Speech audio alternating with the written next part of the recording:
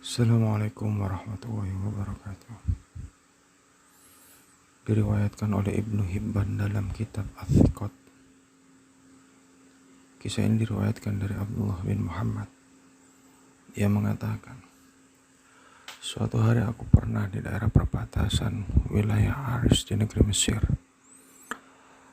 Aku melihat sebuah kemah kecil yang dari kemahnya menunjukkan bahwa pemiliknya adalah orang yang sangat miskin.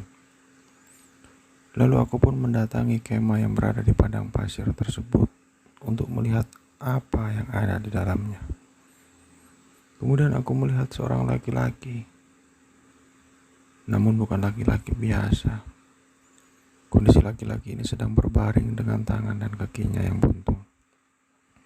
Telinganya sulit mendengar, matanya buta, dan tidak ada yang tersisa selain lisannya yang berbicara.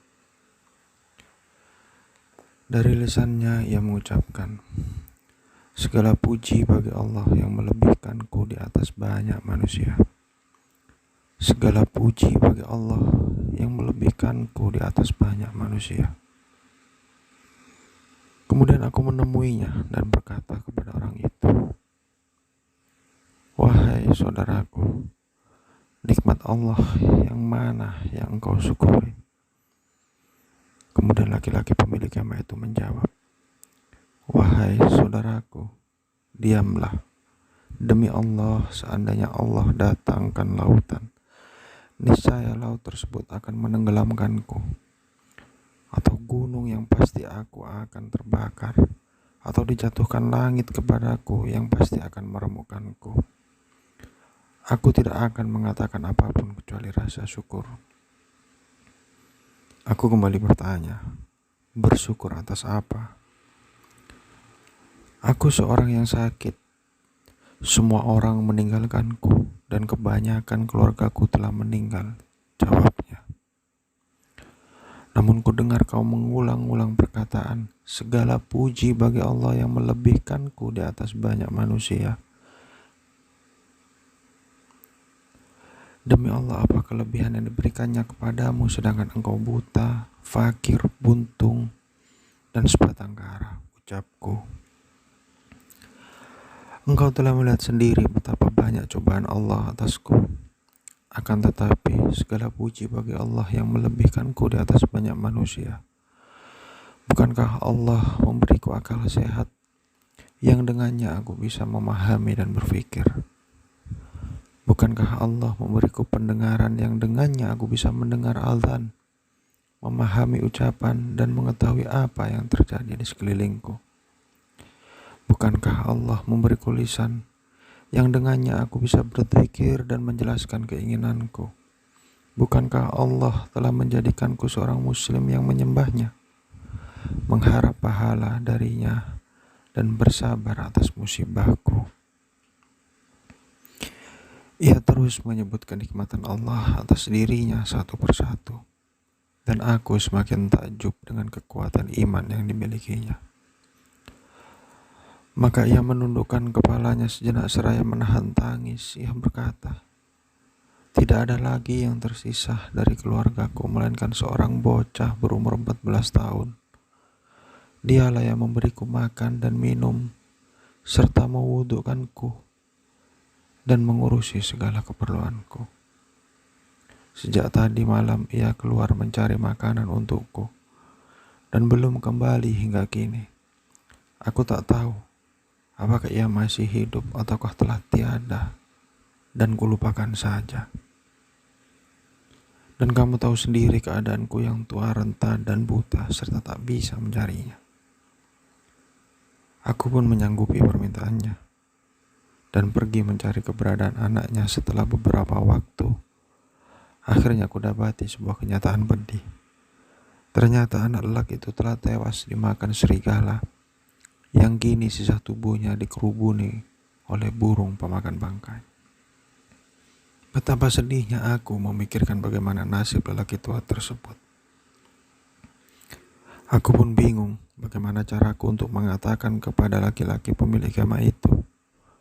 Aku kembali dan berkata kepadanya, wahai saudaraku, sudahkah engkau mendengar kisah tentang Nabi Ayub Laki-laki itu menjawab, "Iya, aku tahu kisahnya." Kemudian aku bertanya lagi, "Sesungguhnya Allah telah memberinya cobaan dalam urusan hartanya. Bagaimana keadaannya dalam menghadapi musibah itu?"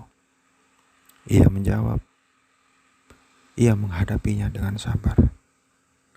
Aku kembali bertanya, "Wahai saudaraku, Allah telah menguji Ayub dengan kefakiran. Bagaimana keadaannya?"